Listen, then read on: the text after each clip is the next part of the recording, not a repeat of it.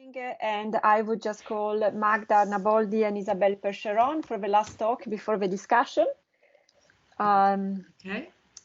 Magda and Isabel are from ESO, and they will present the UVES one-dimensional spectral products in the ESO archive. And I will give you a 5 minutes notice before the end, so after 15 minutes.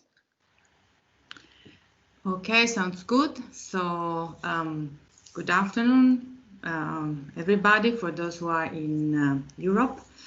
My name is Magda Arnaboldi, and I present the first part of this talk, which gives an overview on the one-dimensional spectral product, including UVES, in-house process product in the ESO archive.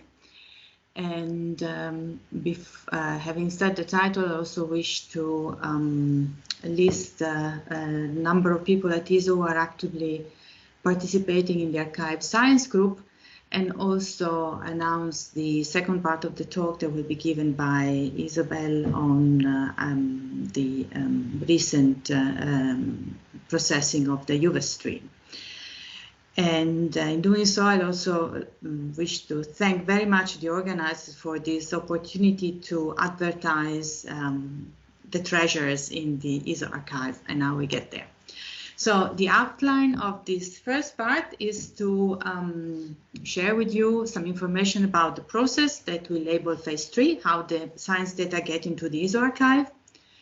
And one important part of this process is the science data product standard, which explain what is the special format, and also illustrate the audit process that ensure about the science quality of the products that are published through the archive. Then I give a short overview of what is the content in terms of spectroscopic product, then the archive services and the future developments. So what we call phase 3 is a process that facilitates the submission and publication of science-ready data product into the archive. And it consists of the following step: preparation of the data, the validation, the ingestion, and the publication. This process, which goes under the name phase 3, is mandatory for public survey, large program. But all astronomers, all users are invited to engage in the process, and it is explained at this webpage. One pillar of the phase 3 process is the science data product standard. Why do we need a standard? First of all, because it defines the data format and the metadata content, and is a step-by-step procedure to certify the level of calibration. An important aspect of this is that ensure the scientific quality by stating the signal to noise, the errors, and also it allows what we call the photon provenance. So the products point to the original file, and any user can come back to the photons that made the signal out of which the scientific measurement is extracted. This science data product, of course, is a living document. There are updated version, and is now part of a reference of what we call all the policies for the new instrument and the pipelines. So what do we call as a science data product? The requirements are the instrumental signature is removed. It means that we have numbers, but these numbers refer to data that are calibrated in physical units. The errors are a part of this product, so the signal to noise is notified, and as I was pointing before, the photon provenance is recorded. So this is built in the standard, but there is also a process, and we call this process as part of the phase 3 validation, which see the active participation of the archive science group through the user support.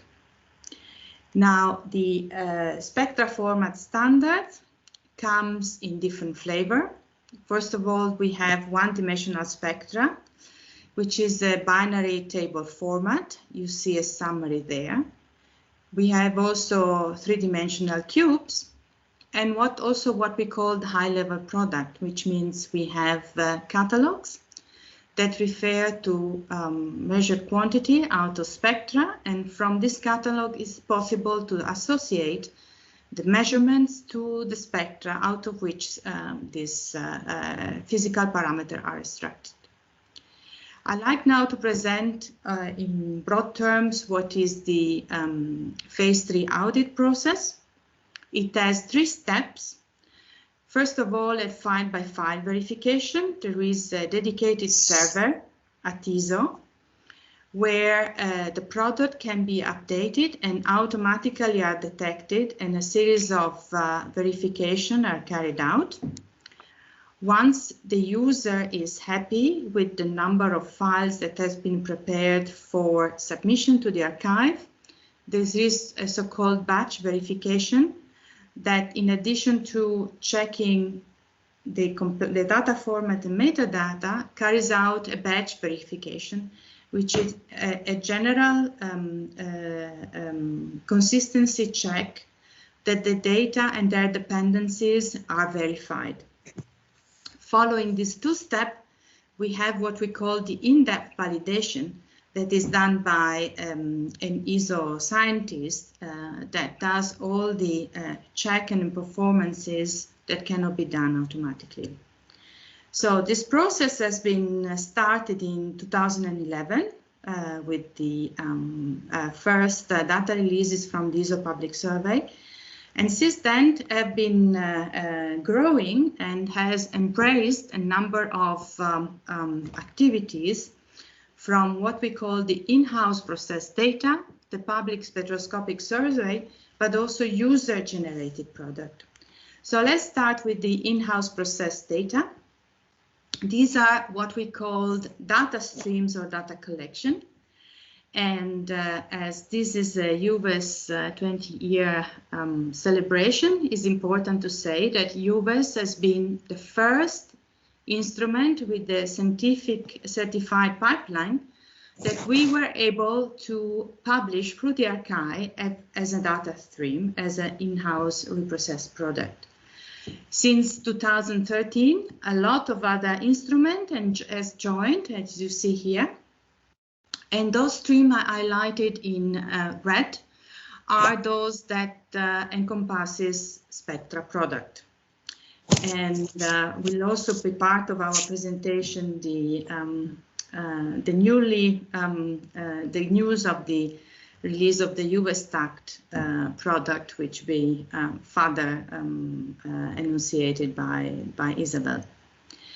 Now we have also public spectroscopic survey, which are accessed by this URL, and also we are working hard, finger crossed. We should be able to release the Gaia ISO DR4 soon, and we're talking about 200,000 spectra this time with giraffe and UVES. In addition to this collection, we have also UVES, user-generated product. These are large program or project that members in our community have carried out and have supported a referee publication with this audit process and release also the data for access through this archive. Now this is, of course, UVES is a big player in this.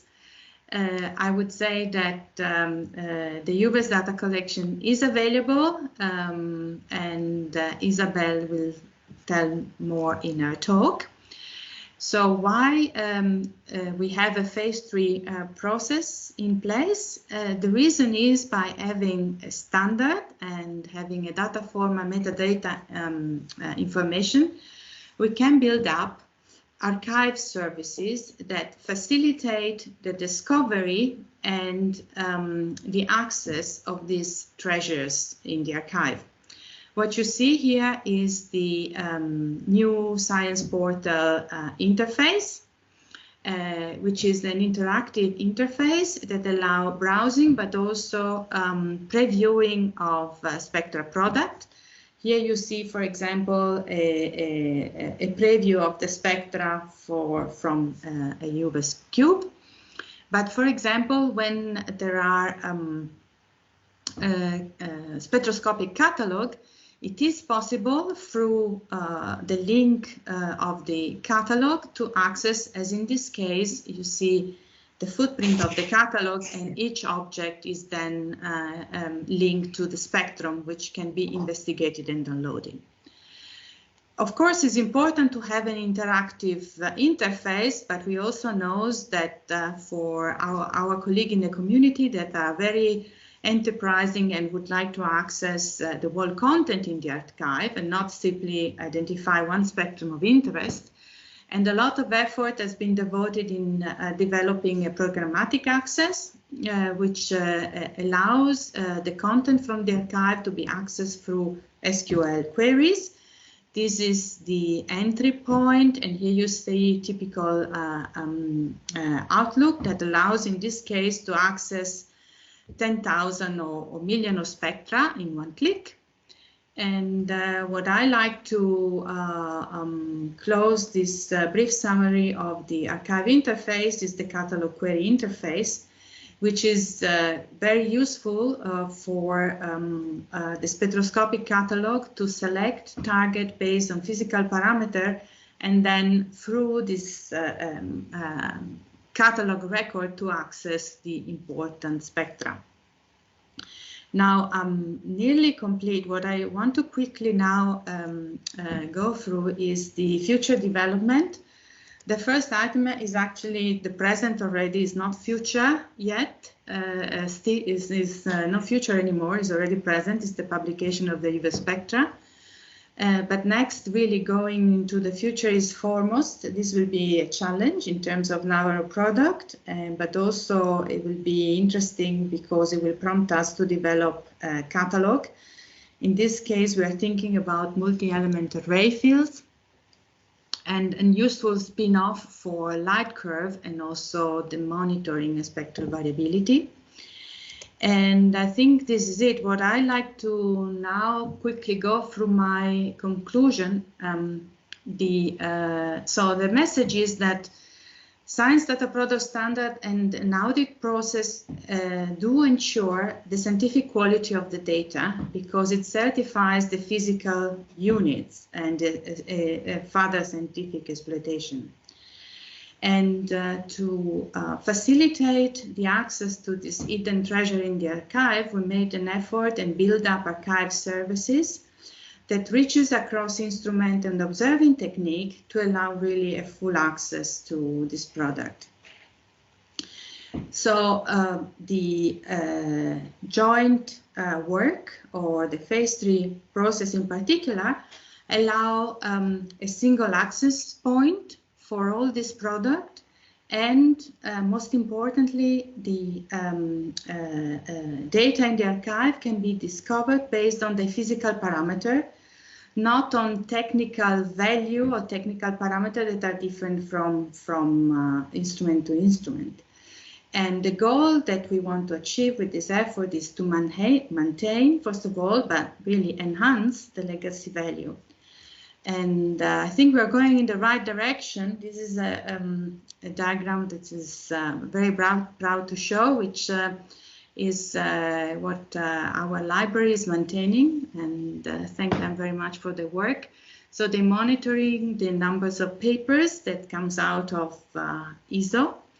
And what you may notice here is the contribution that comes from referred publication that are based on archive data only or archive plus PI data. And then this is really my last slides.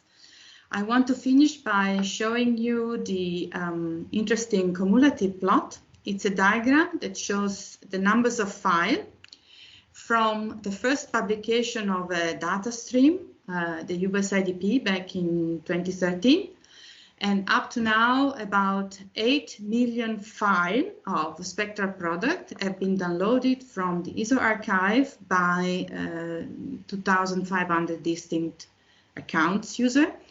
And this is growing. And I take your question. And first of all, I think Isabel wants to go next. Thanks. Yes, thank you, Magda. I will keep the questions for the end of the talk. Actually, I would ask Isabel to share. You have 5 minutes, Isabel, left. Yeah. Okay.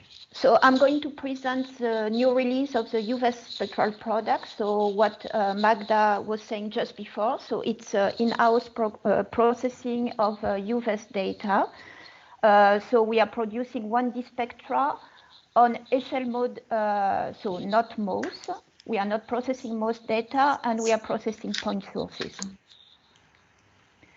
So this story is what Magda was presenting as well. The first release of the UVES science data products was done in early 2013. And since then, we have been doing some more releases, but they were concerning part of the data, of the science data. So, for example, we did a first additional release in 2013 because we started to add slicer data, which were not processed at the beginning. And then we did some release on partial part of the science data in 2017 and 2018 because we discovered some issues in the products which were in the archive. So we corrected this issue, but I want to stress that these things were done only on part of the science data.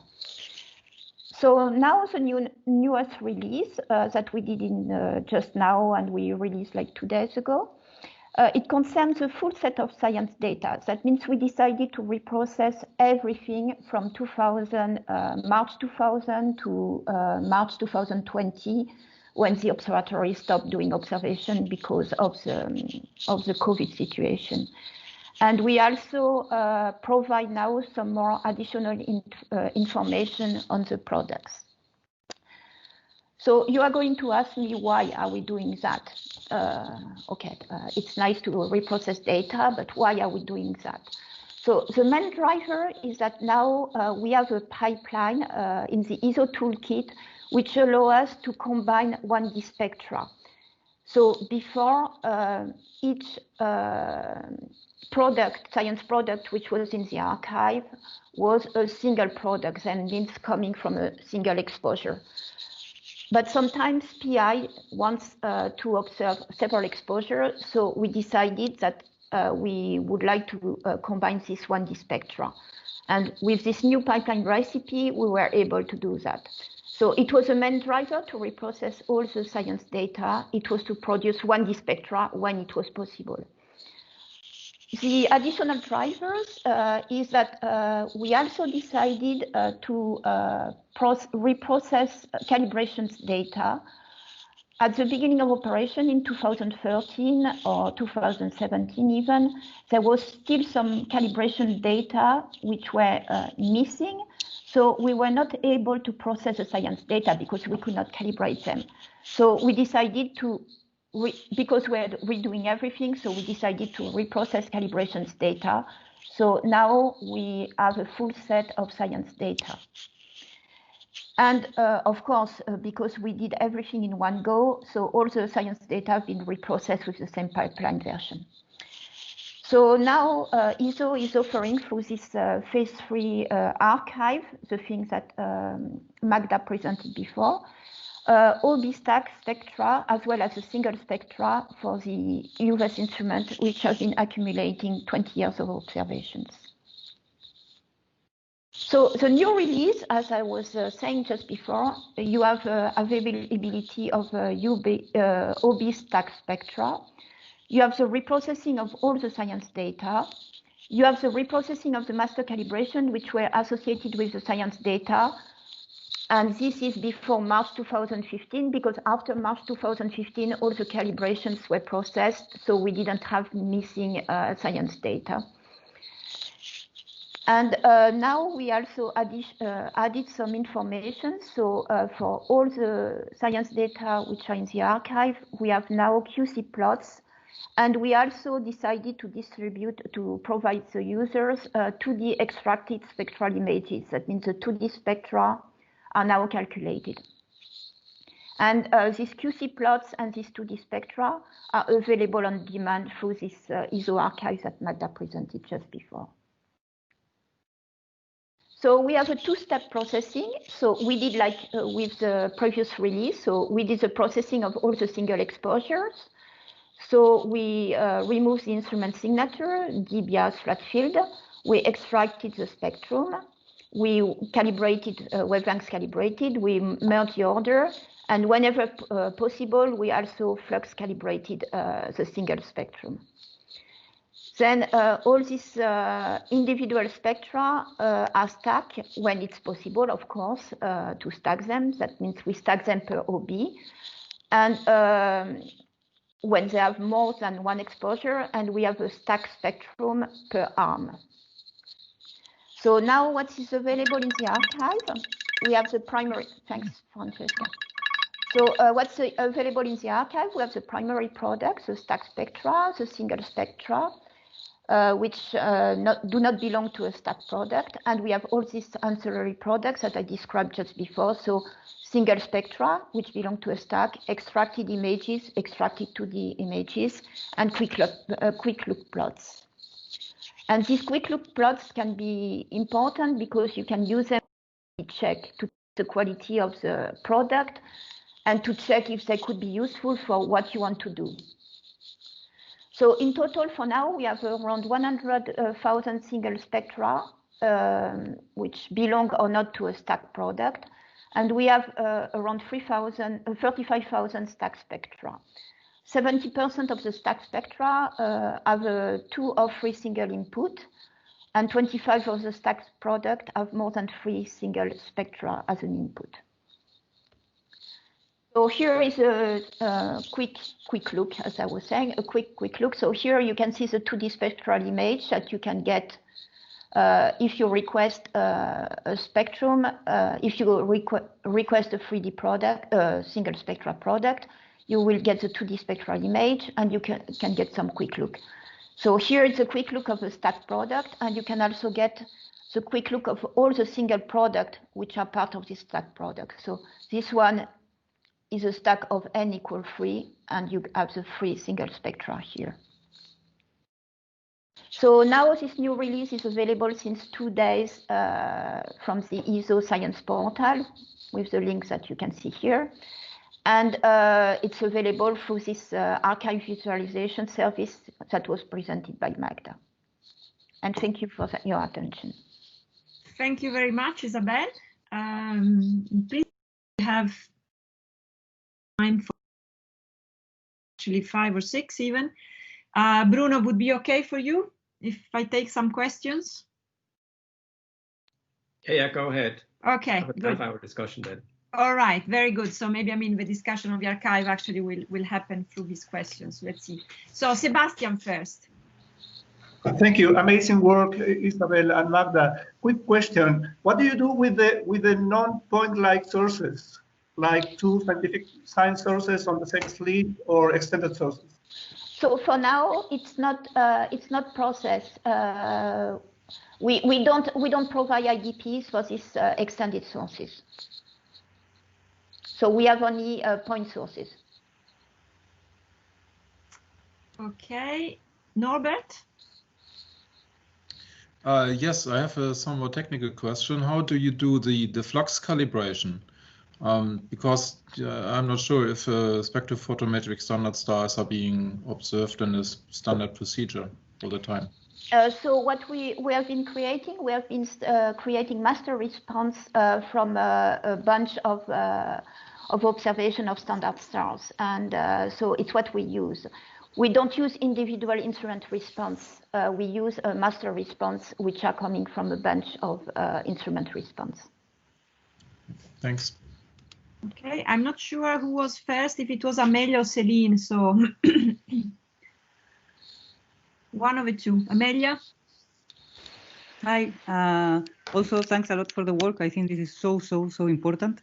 And for the batch queries that you were showing, that now there's the SQL front end and everything. Is there an API to, script your own things and just connect to the database and make your queries in your preferred front end, or we should go through the front end of ISO and there is no plan of API? Okay, that's me. I think I believe there is an API, and the front end that you saw advertised in my talk is, of course, how to say, it takes the user hand step by step. But we are also developing Jupyter Notebook, and we have advertised also this script for the user who would like to do on different platform, different ways. Great, thank you so much. You're welcome. Celine? Yeah, thank you, Magda and Isabel.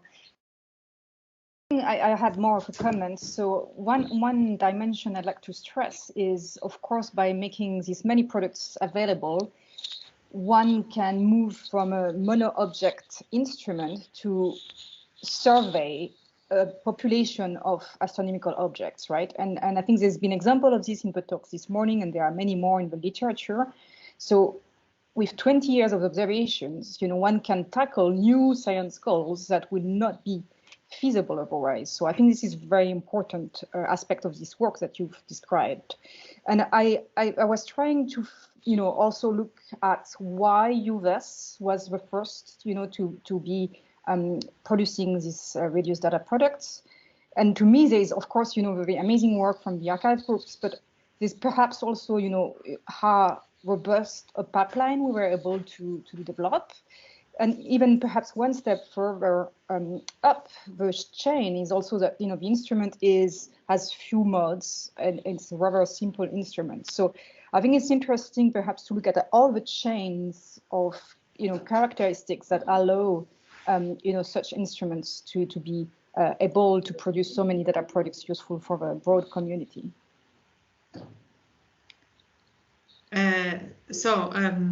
Isabel, would you like to comment, or shall I comment? Isabel, please, do you have a... No, I think, okay, I was not here at the beginning of UVES, why it was decided to do UVES first, but I think the pipeline was already in a really good shape when it was decided to do that in 2013. And so it was a good example. It was a good, good instrument to start with. I can also add that whenever ESO decides to do something with an instrument, ESO is always first. It was the first to go to the new P2. It was the first to have an ESO reflex pipeline. It was the first to have data products. UVES is always first. Apart from the fact that it was the third equal instrument at the telescope, ever since then, it's always been first. Well, if I may add, actually, Sandro Dodorico, who may still be online, I think that's congratulations to him, and how hard he made the work of the science team, back then, to get the pipeline actually really in good shape. On top of the ones who deliver the pipeline to ESO, of course. That it was already a very excellent work, but I think that was tested really significantly. Okay, so 2 more questions, and then we start the discussion. Valentina? Yeah, thank you for this presentation. I have maybe a more technical question. So how do you do this stacking of the OBs? Do you do a weighted average or? Yeah, we do. So we do an average of the single spectra. So we input a single spectra and we do the average of the spectra. I cannot describe exactly the recipe. So I could send you some information. Okay, you will have access, if you access some of the stack spectra in the archive, I can send the link to the explanation of the recipe. Yeah, just to understand if you take into account the noise or... Yeah, we take it into account everything, and yeah. Okay, thank you. Last question? Yeah, go ahead, Magda. Sorry. One important aspect of the phase 3 and the effort that we're doing is that all data releases come with a release description. And one aspect of the release description is exactly this, that addresses it's a ID card of the product, so that the archive users can have information of how the data are reduced and can use them for their own science. So this is part of the release description, which is automatically attached to the data download and describe how the data are processed. Okay, thanks. Elena, last question. My question is sort of related to the one by Sebastian, meaning that reducing point source, a transient, an extragalactic transient on superposed to the host galaxy is neglected, is considered as a point source, and whatever emission from the host galaxy is just averaged into the spectrum, or what? No, the thing is that because we really do a batch processing, so we don't, when we process the data, we don't know what the PI was looking for. So everything is done, most of everything is done with the same default parameter for the pipeline. So in some cases, of course, it's why we put the quick look plot with the product, because in some cases, depending which science you want to do, maybe our product are not, I would say, good enough to do the science you want to do. So you will have to reprocess the science data using. We don't look at what the PI wanted to do, or we don't look at what is the object before we process the data. Everything is processed the same way. Magda, do you still want to add something, because your hand is on? It's up. Yes, what I wanted to say is that to come back to what Elena has indicated, and so the data stream or the in-house data product have the goal to provide this information based on a standard reprocessing.